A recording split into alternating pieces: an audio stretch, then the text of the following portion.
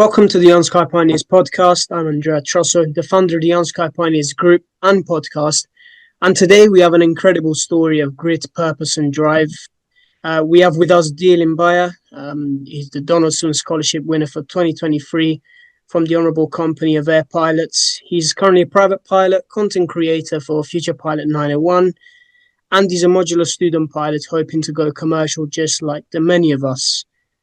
He's absolutely determined to get there, and his story sure is one of never backing down and always chasing your dreams. Dee, thank you very much for being here. Your story really is very much interesting, you know, from living in your car to training to become a pilot, facing rejection year on year and finally being awarded the scholarship that you so deserved is the kind of story that inspires. To begin with on today's episode, let's kind of dive right in. And what are your kind of early flight dreams, and how did your passion for aviation really start? What got you involved in aviation, let's say? First of all, I want to say thank you for inviting me on. I'm very happy to be here. Can't wait to share with you whatever I have to share. And to be honest, when you're introducing me there, part of me is kind of thinking, wait, who is he introducing exactly? But I guess you are introducing me. Sometimes it's just a bit interesting to hear it all back, because I'm used to sharing my story to some degree, but it's another thing hearing it back. So yeah, thank you for the invitation. And yeah, No I can't worries, wait to have pleasure. this conversation, man. Fantastic. I mean, once again, like, where did aviation for you really begin? Because for me, for example, I had no family members in aviation, no one to really talk me to into the industry. This passion kind of started for me when I was emigrating from back home in Italy, you know, the constant commercial air travel, and then having studied aviation, joining the Air Cadets. What really got you into aviation? Why is it aviation that you want to pursue in terms of a career? So I'd say the answer is twofold. As a little kid, you know, I flew a few times, different airlines, and it was just an exciting experience, you know. For me, the trip or the journey was more interesting than the destination. So we'd fly somewhere, and you know, like when you land and they put the reverse thrust on and you feel Yes, that vibration, that vibration reminded me of takeoff. So as soon as we landed, I would look at my mom and say, "Oh, are we taking off again?" Not realizing that we were slowing down, and that was reverse thrust. So the journey was always more exciting. The flight was always more exciting than the actual destination. And I remember having these blow up toys that are like, you know, aviation models, aircraft models. And one day, my mum, when I was a kid, clearly I must have shown her that I was really passionate about aviation. On one of our flights, as we went into the aircraft, instead of turning right and walking down the aisle to our seats, I got pointed to the left towards the flight deck. And I was like, wait, what's going on? And that day I got to sit in the captain's seat. I got to meet the pilots for the first ever time. And I'm telling you, like, literally, that was the experience of a lifetime. I really loved that experience. So I think it's hard to say when it started, but I just remember these different experiences that I had in aircrafts, and I just knew that I wanted to do that. Fast forward now, the second reason is I've done a number of different things. I've been involved in a number of different areas, because when I got to 18, I realized that I couldn't fund my own training. Like most young people realize, aged 18, yeah, thinking definitely. about going to university, thinking about career choices. I'm like, I want to be a pilot. I go to a university open day and I get told, whilst all my friends were getting, you know, student finance loans to go to university, I had to fund pilot training on my own. So then I had to divert. I ended up, you know, working in the dance industry, working with children, etc. And then I just got to a point in my life where I was like, do you know what? I've done some interesting things, but I still haven't done that one thing that as a child would excite me. Even till now, I could go out to, you know, just next to Heathrow on Myrtle Avenue and watch aircrafts and just be buzzing like a little kid. So yeah, I got to a point where I was like, I need to go back to that childhood dream, and that's what really catapulted me or pushed me to start properly taking it seriously. Yeah, I mean, just like many of us, really, we can never get tired of plane spotting. I similarly started aircraft models, frequent air travel. I've still got that picture, hanging up in my bedroom of me sitting in the captain's seat on one EasyJet flight coming back from Italy. It's kind of the same. It's really interesting to hear other people's stories when they do come on as guests on this podcast and hear how likely and how similar the stories are when it comes to getting interested in aviation and how it sparked. But And a lot of the times, as young aspiring pilots, as kids, it's kind of an isolated feeling because usually there aren't many people around us who loved planes like how we do, definitely, yeah, right? yeah, Like in my experience, I never had anyone else, no one else in my family, no one else in my friendship group wanted to become pilots. I was the only one. So then when we grow up and then we meet more people, we're like, wait, you're telling the same story I'm telling. Like, that's the same thing that happened to me. I guess that's why we call it the bug.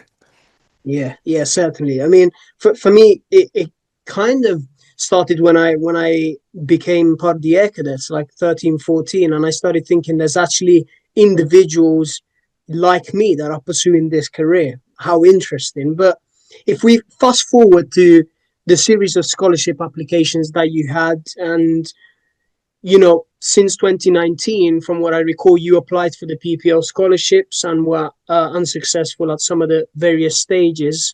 2020 was one of the only exceptions, but then this was cancelled, unfortunately, due to COVID-19. But you kind of had rejection after rejection after rejection, and then one day you got that call.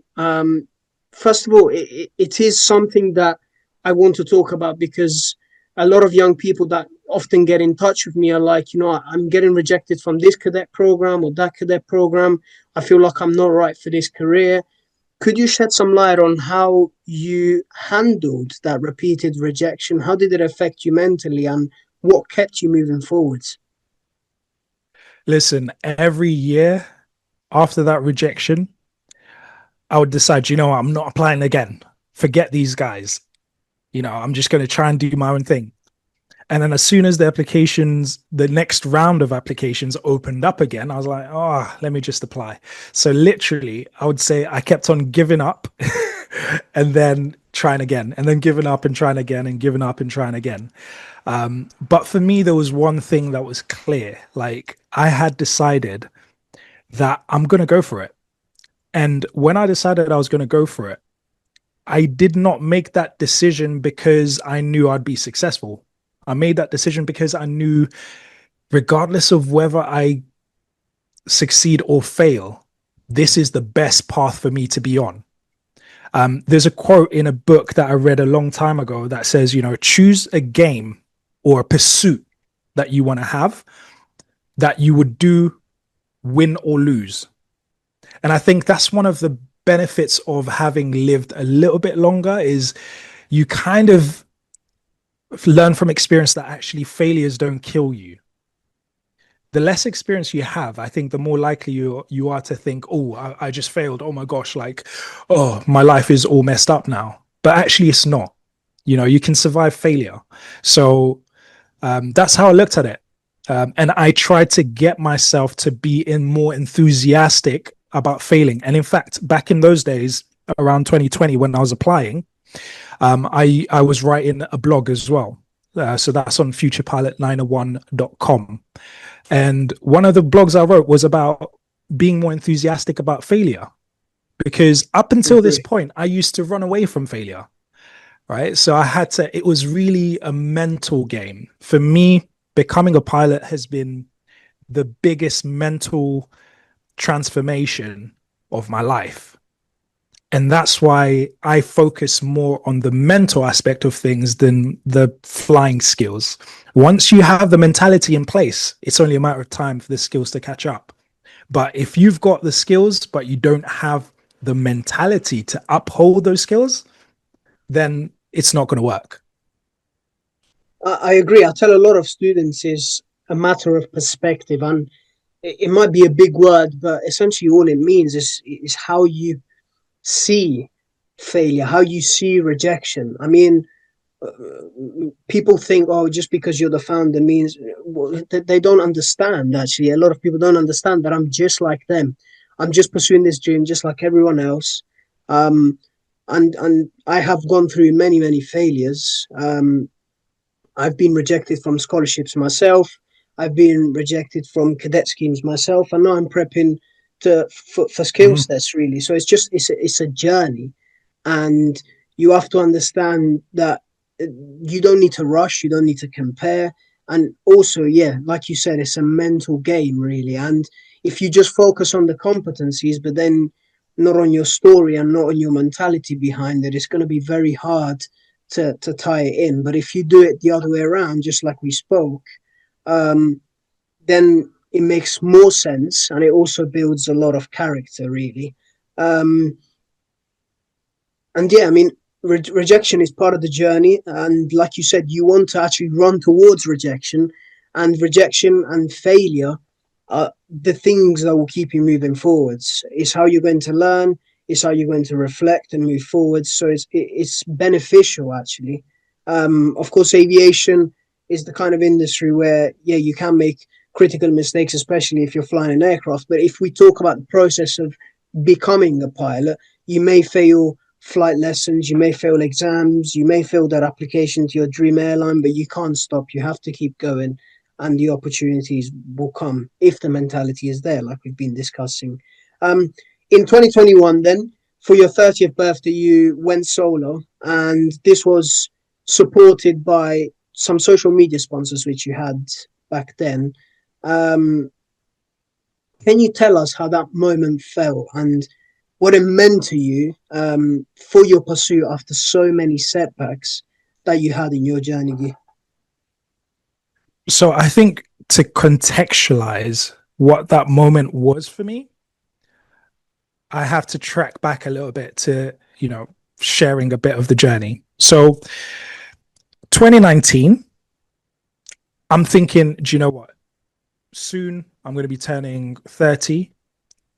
I want to really start to push towards that childhood dream that I've kind of parked to the side because I couldn't afford it. And at the time, funny enough, I was working two jobs almost full time, right? I was working in a school as a teaching assistant, and I was working in a pizza place in the evening.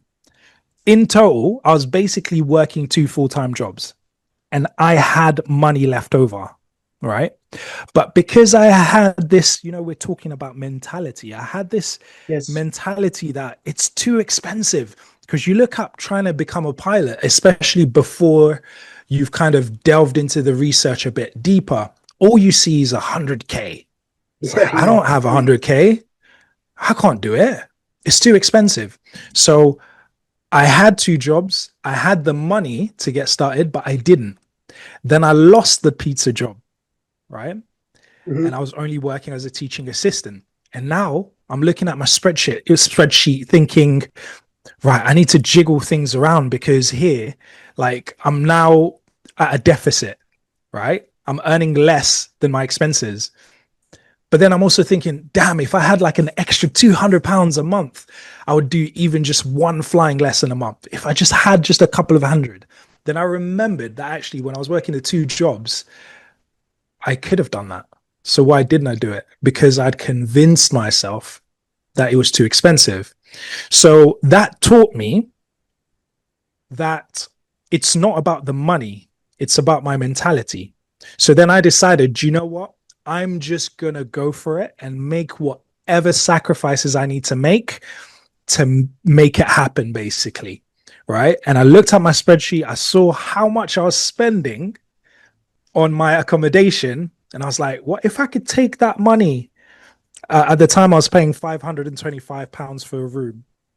It's like, if I could take that £525 and put it into flying, wow, I could do at least one or two lessons a month. All right. I had a car. I watched a documentary where I saw somebody living in a vehicle. So I was like, do you know what? I've only got a two-seater car, but it's time to go. I need to move towards my dream. So then I started living in my car. I started living in my car from the 1st of March 2020. Of course, lockdown hit on the 23rd of March 2020. So that was fun. And bear in mind, when I'm living in my car, I'm having to use 24-hour gyms to, obviously do all the sanitary stuff and hygiene stuff. And so gyms were closed. It was a tough time. It was really difficult. My family had an intervention for me. When I told them I was going to live in my car, they were like, "What? Why? But you could live with our uncle who's not too far from you." My sister was like, "But you could live with me."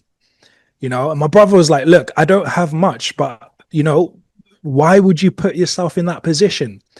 And I told them, I appreciate their support, but I had to put myself in a position where I'm uncomfortable so that I can push towards my dream. So basically, to everyone, I looked crazy. And so fast forward now, a few months down the line, I'm obviously posting on Instagram. I've started a new account on IG called Future Pilot 901, and I'm sharing my story, sharing my journey.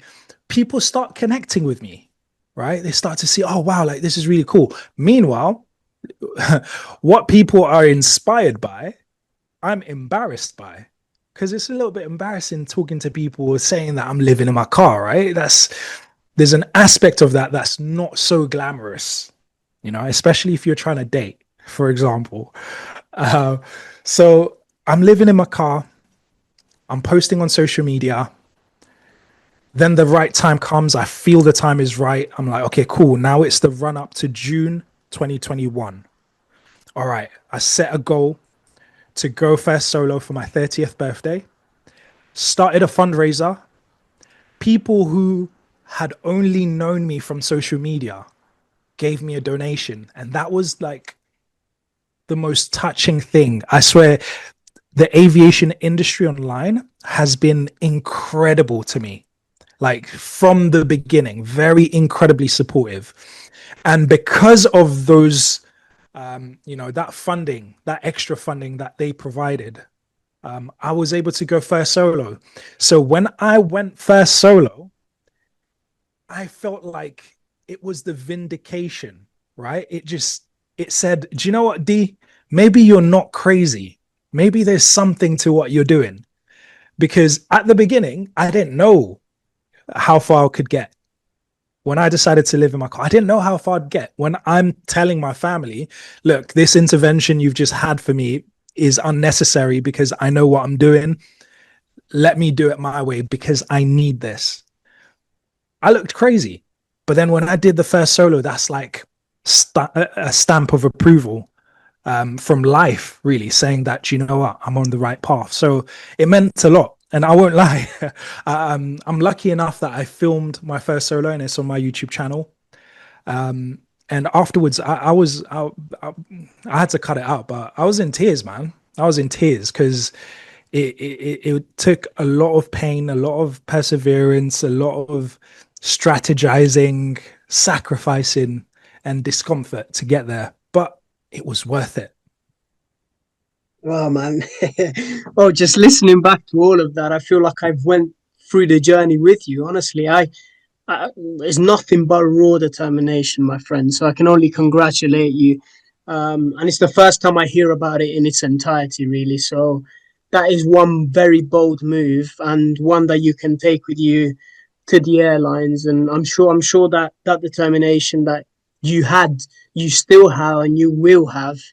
And you let your reality shape your trajectory, really. And you were, you stood your ground and you said, look, this is what I need to do. And yeah, throughout the whole of it, you stayed determined, really. So nothing but Well, congratulations, really. yeah, I appreciate that, man. I appreciate that. And I think, you know, I'm very careful to not glamorize everything because it's not as glamorous when you're going through it. No, And certainly, yeah. one thing I want to highlight is that it was driven by pain and frustration. you know. And so when I see people failing, I'm thinking, yo, like, don't miss out. Like, that's fuel. That pain, that frustration is the kind of fuel that if you can channel it, it will make you sacrifice things like you've never sacrificed before, that can make you stand out, that can propel you towards your dream. Because for me, it was one thing I didn't mention is in 2019, I believe it was, or was it 2017? 2017, I got a job right next to Heathrow in a school. So every day I'm watching planes take off and land. I get the dates confused. It's 2020, 2019. I'm at a school. I'm working with kids in the playground. I look up, I see an aircraft taking off. I'm like, I'm stuck here, but I want to be there. I'm stuck here, but I want to be there. And that built that frustration where it's like, why can't I just do it? And then that frustration of thinking, wait, you had some money left over when you had two jobs, pretty much full time on both jobs. You had money left over. Why didn't you do even a few lessons? I was so frustrated with myself for not making progress. I was frustrated with the situation I found myself in. And I just wanted progress some way, somehow. So again, coming back to this idea of failing, my thing is, do not let your failures or your frustrations go to waste. And I try not to run away from them either. You know, like sometimes we fail, we just want to forget it. I try not to do that. I try to let it burn me so that I can use it as fuel. So that when you see me being maniacal about studying, about sacrificing, about pushing, about turning up to that, you know, applying again after having failed and applying again. It wasn't from a la la land, happy days, woohoo, yay. No, it was from, man, I'm sleeping in my car. Oh, I need to get past this.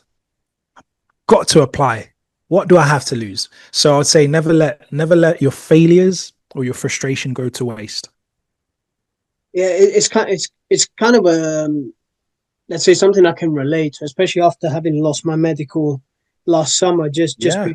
Whilst I was prepping for Seoul, it was 6 7 months before I got back into an aircraft, and it was extremely frustrating. You know, all my exams lapsed because of it, and I had to build myself back up. And yeah, things happen, and life happens, right? Yeah. So you've just got to remain focused on what your ultimate goal is. And I love the analogy of letting it burn, because you have to embrace the pain, and you've got to turn that pain into purpose, you know. Yes. So that's genuinely how I've used my own failures, my own rejections, and my own step backs to kind of push me forwards. Use pain as purpose, and always remember why I started. You know, remember the childlike me in the captain seat and the Mm. feeling that I had when I was there. You know, so that's what has been keeping me going all this time. But if we fast forward to 2023 in your journey, Dean, you then progress to the final stage of the Honourable Company of Air Pilots scholarship process, and having read your report, you got the call, or you got the email during your work break. I'm talking about Heathrow. You spoke about how it was the perfect opening to an email with Heathrow Airport as like a backdrop to you, and you had the word congratulations. You know, and after so long, it's almost like, am I really seeing this? Is it really a dream, or is it really happening? You know, it was your year that year, really. But walk us through that moment after all your pain, all the burning, and all the sacrifice. What did that email mean to you? Listen, I dropped down to my knees. I was punching the air. I was in tears. I was like, I was messed up, man. I was totally messed up because, again, it's like through the challenges, through the sacrifices, you know, I built up this tension. And when you have those successes, it's just a release of that tension. So yeah, it was an amazing day. I was on my break. I just stepped out of the school that I was working in, scanning through my emails, see the email there, congratulations in red. It's like, what? I didn't, at that point, you're like, the rest of the emails, like, I'll read that later. The most important word was the congratulations. But at the same time, after that burst of emotion, you know, um, I kind of sobered up and I was just like, do you know what? Like, I will be happy when I get my license, isn't it? Like I will having lived as long as I lived, which is not too long, but I've had my fair share of experiences. And I remember once where I got this job and I thought I had it in the bag. Everything was lined up. I made one little mistake and that job was wiped off, right? So the job offer was taken back. And then I had to fight to get it back. So that taught me, you know, until I've put pen to paper and signed something, anything can happen. So even though I was like super excited, I had to sober up and just say, okay, cool. Like, I still need to get a contract here. I still need to sign something. I still need to actually start the training. But it was very exciting. I bet. I mean, yeah, I mean, after all those trials and tribulations to get an email like that, you can only thank God, thank your hard work, and thank for the strength, really, that you had within yourself to move forwards, really. Um, Uh, and just before we kind of move on from that, I just wanted sure. to point out one thing that you said. It that happened to be my year, and it just happened to be my year because look, if I look back at the process, was I perfect during the process? No, not by any stretch of the imagination. I wasn't perfect. At the interview, there are definitely some questions I felt like, I could have been stronger on. And I wasn't as strong as what I would like myself to be. But that taught me the fact that you don't have to be perfect to make progress. And sometimes we hold ourselves back. We think, oh, I'm not at the level that I want to be, so I won't try. When actually, even though you're not at the level that you want to be, you could still make progress and you should still try. And it doesn't matter how much preparation you do, something might throw you off and you still won't be perfect, but just give it a go. And so for me, it's like, do you know what? I'm grateful because if I hadn't got it, I would have gone, do you know what? Fair enough. I wasn't as strong as what I thought I wanted to be. So I felt very fortunate, very blessed, and very grateful to have actually been handed the scholarship. But I should also mention this. When I applied for the first time in 2019, I had one trial flight, 30 minutes under my belt. All right. When I applied in 2021, I had maybe five hours under my belt. When I applied in 20, I'm skipping 2020 because that was cancelled due to COVID lockdowns. Yeah, In 2022, when I applied, I probably had about 15 to 20 hours. When I applied in 2023, I was around about 30 hours. So, despite the fact that I was failing, I still determined to progress and to move forward some way, somehow, you know, battle, make progress so that I could have something new to put into the application each year. of course. And I felt like that, that was a core part of the journey. If I just waited at the initial 30 minutes of flight time, like I was in 2019, I probably wouldn't have been a good candidate to get the scholarship. But because I class myself as a low risk scholar, right? Because I was at 33 hours Of course, flight yes, time. certainly at that point, yeah. I'd done my 9 theory exams, they were out the way. I'd passed all that. And literally, it was just time for me to do my radio telephony, do my qualifying cross country, and then mock skills test and skills test. But I'm very grateful because the latter part, the end part of your PPL is actually the most expensive part. because you go from doing 1 hour flights potentially at the beginning to having 3 hour flights for your qualifying cross country, 3 hours for your mock skills test. So it's actually the most expensive part. So the scholarship was really, really helpful in that way. But I had to keep pushing in between. Well, you had to keep pushing, but we could probably agree that the scholarship gave you the much needed turbo boost, let's say, to complete your license. You were already 30 hours theory exams under your belt. So, like you said, yeah, you were a low risk scholar. But the thing I would like to highlight is that every year you showed progress, every single year, and you Yes. knocked at the door until it opened. And, Yeah. and they probably liked that. Yeah. You never gave up. Is that relentlessness that we've been talking about, you know? So talk us through the last few hours of your scholarship then, because you were already at 30 hours. You were just getting ready for your qualifying cross country. So yeah, talk us through a little bit about what you did with the scholarship hours, really. Yeah. So the scholarship pretty much picked me up at my second landaway.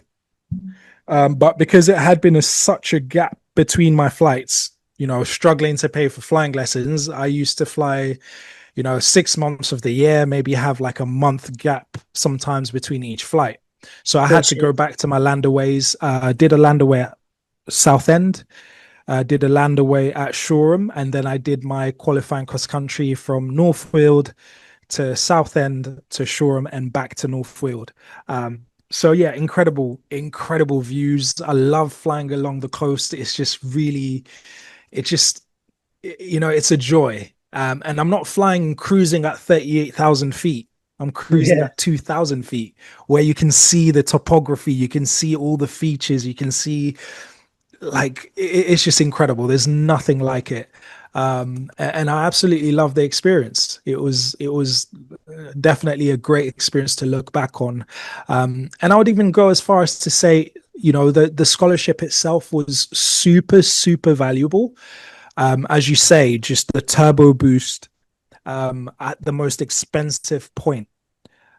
What I have found to be even more valuable than that is the aviation community, right? agreed. Yes, Is yeah. being tied into the air pilots, having access to somebody.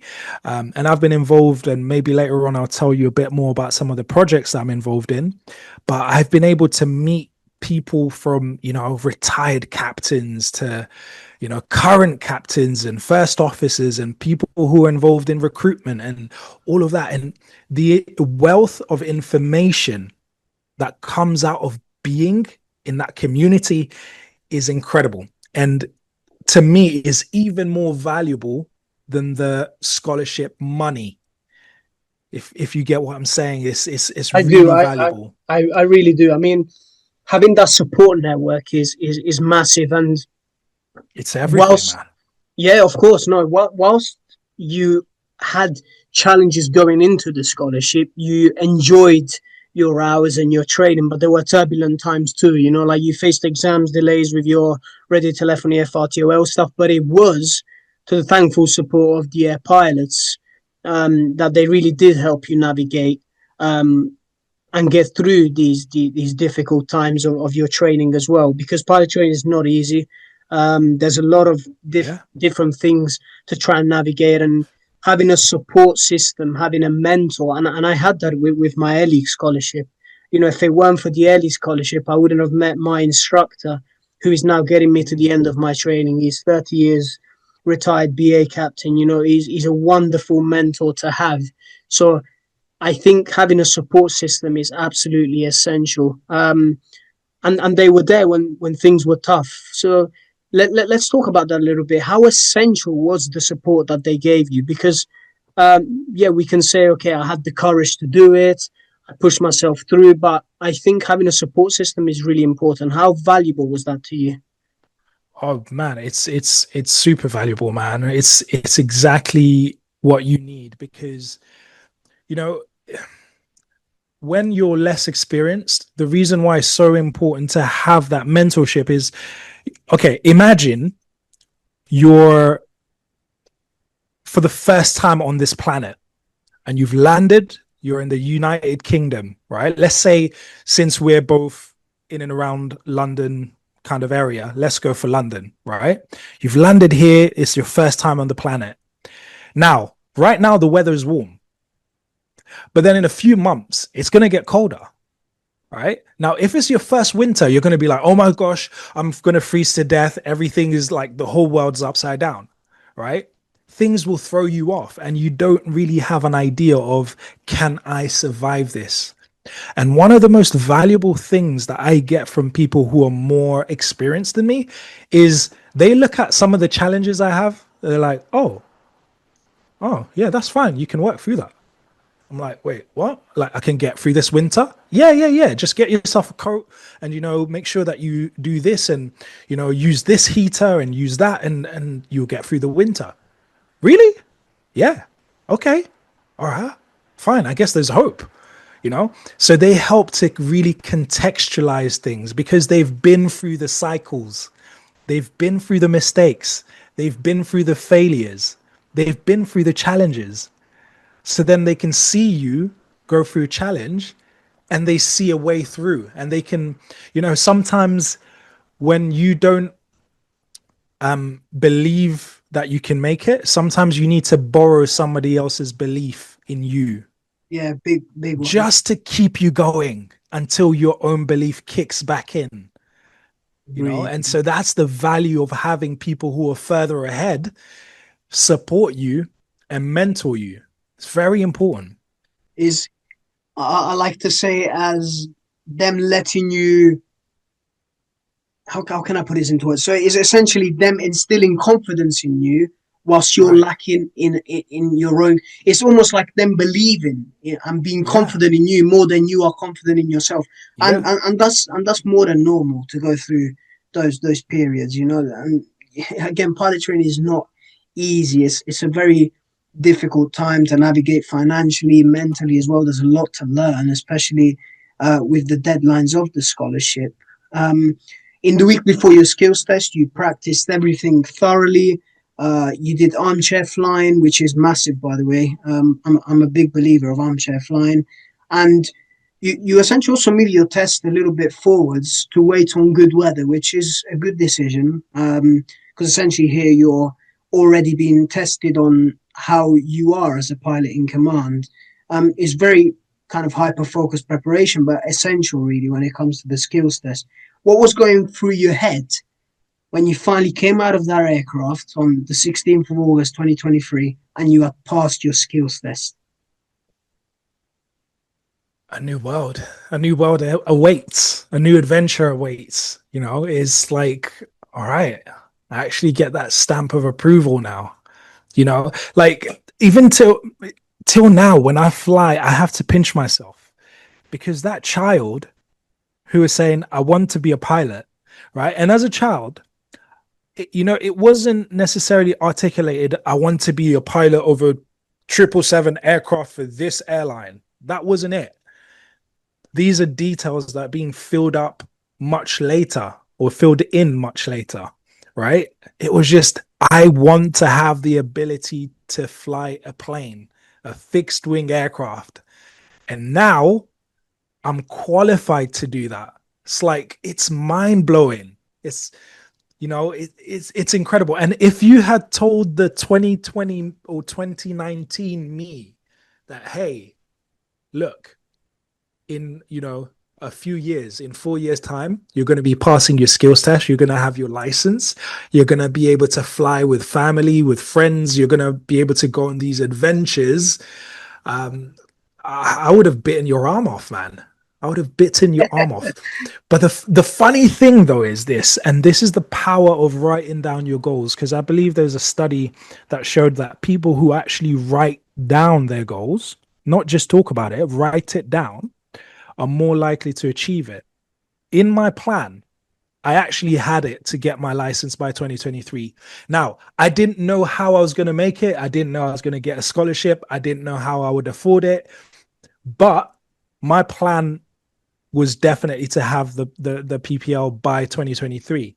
And then when I looked back at those plans, it was like, wow, like it's actually happened, and so it's so important to ask for it.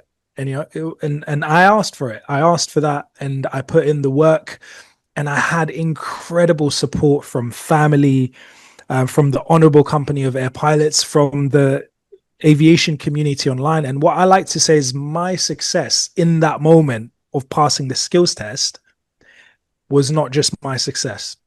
It's the success of all the people who have been with me on that journey. Absolutely. And I'm very grateful to them. Well, I like that. I like that because on your journey, well, at times it was just you, and I can't. Well, I can't relate to probably how lonely it must have been, but Oh, very.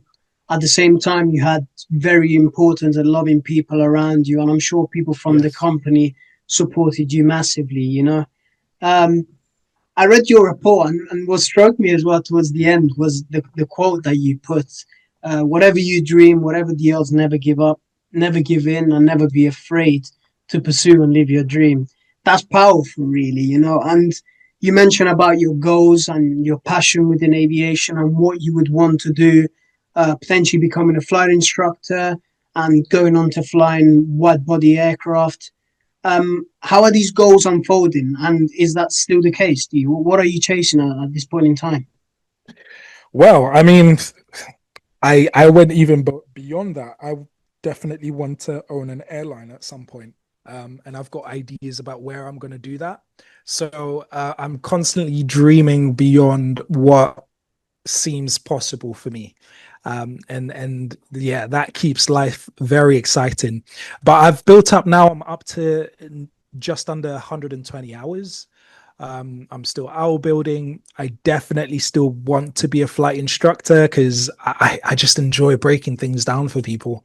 And when you teach and you help others understand, you embed and crystallize the information and the knowledge for yourself. So I'm looking forward to that journey of actually, bringing other people through their journey and helping them achieve their childhood dreams, just like I've achieved mine and continue to. So yeah, I've been applying for all these, well, the sponsored schemes that I'm eligible for, because I'm not eligible for many of them. And But the ones that I that's just am, another little hurdle, isn't it? Really, but exactly. And look, the truth is in life, if you have everything, you don't have to be creative. Limitations actually bring flavor, and limitations necessitate creativity, and that creativity is flavor. So, in a way, I'm grateful that my life is not bland. I don't have everything ready to go. I actually have to work hard for it and build myself up. And it's been an interesting journey. I'm still posting on YouTube some of my flights. Of course, I've got on YouTube a lot of my training flights as a student pilot doing PPL training. So I've got some amazing memories to look back on as I continue to build forward. And I'm involved in some very exciting projects, and I'm very grateful to have met, the people that I've met in aviation, not least of all yourself, seeing young people like you. And I know I'm only a few years. How old are you, by the way? I'm 22. 22. Oh, gosh. See, I'm 34.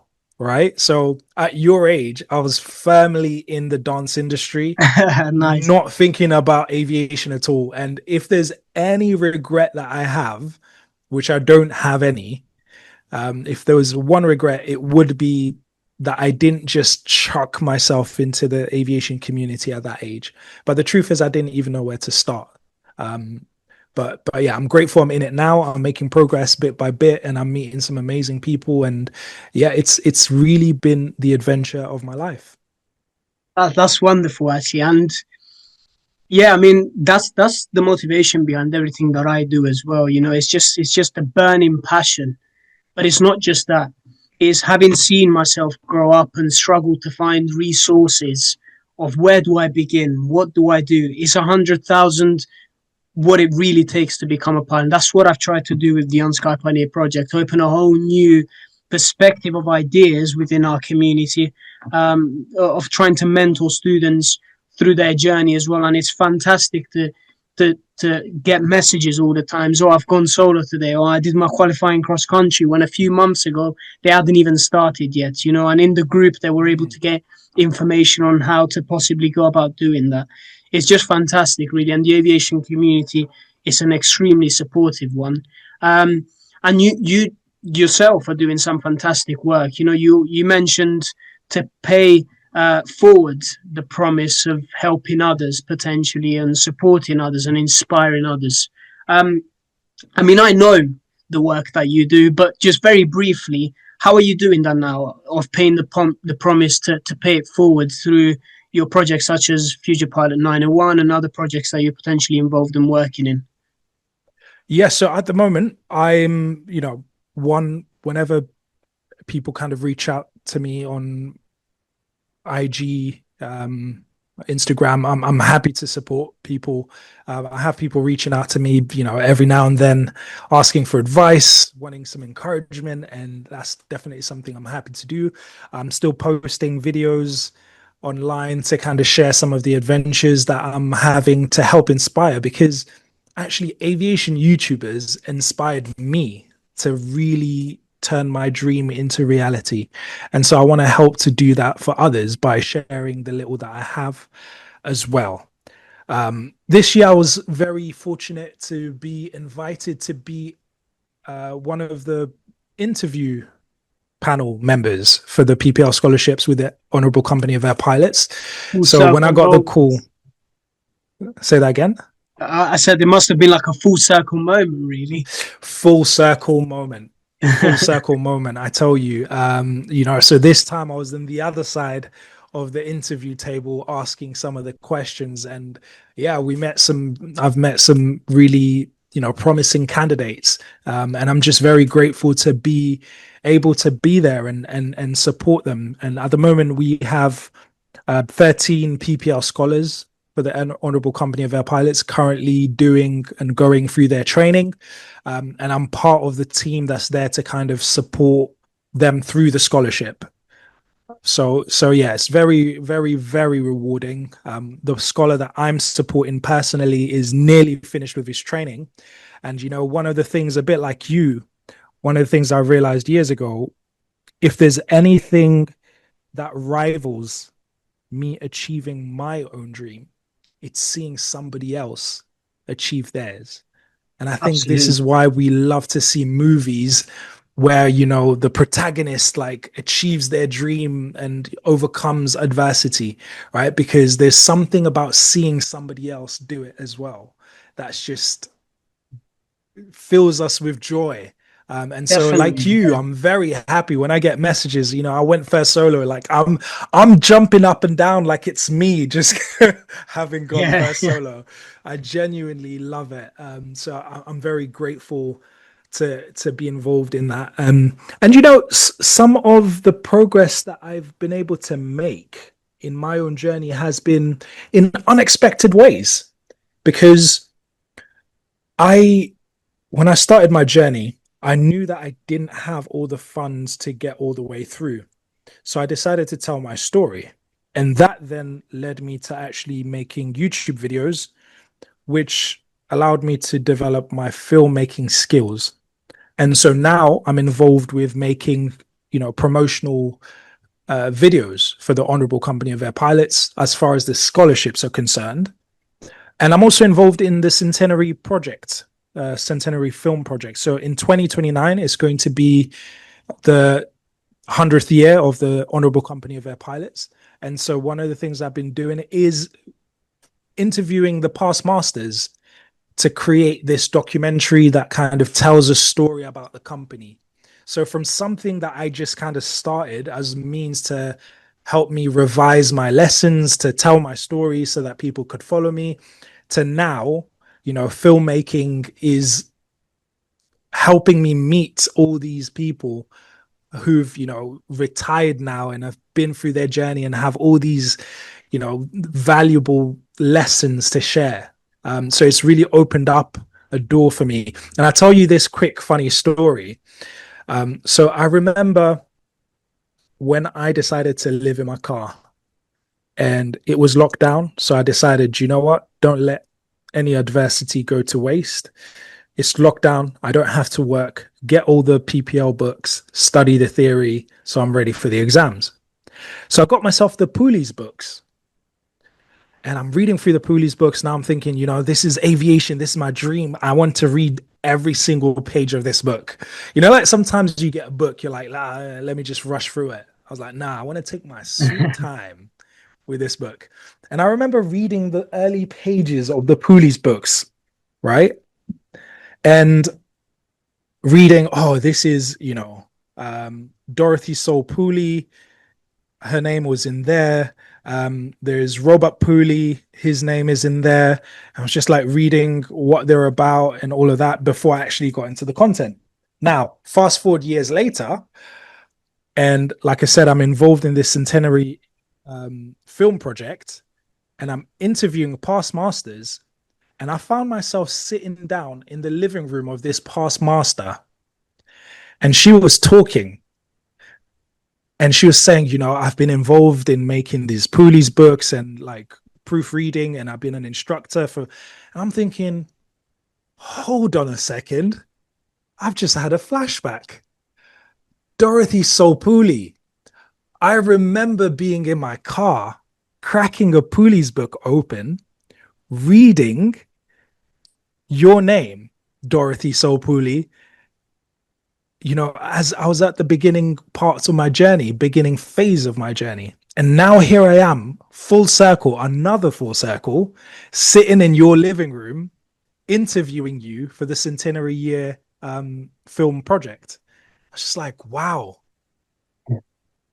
If you told me that in 2019, I would have believed you, So what I will say to people out there is, everyone has a different path, a different story. Like their story just shapes in a different way, but don't let anything that you have around you go to waste.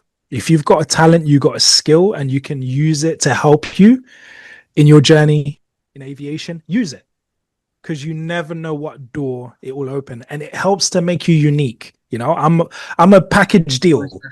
I was a scholar, but as a scholar, I came into the company with the ability to, make films. So that made me stand out. So make yourself stand out. You've got these gifts, these interests, these abilities within you. Don't just minimize yourself and be a pilot or be an aspiring pilot. You're so much more than that. Aspiring pilot, student pilot is just one piece of what you are. And if you can bring in these other sides to you, then you can make it an even richer experience. And that's been my goal.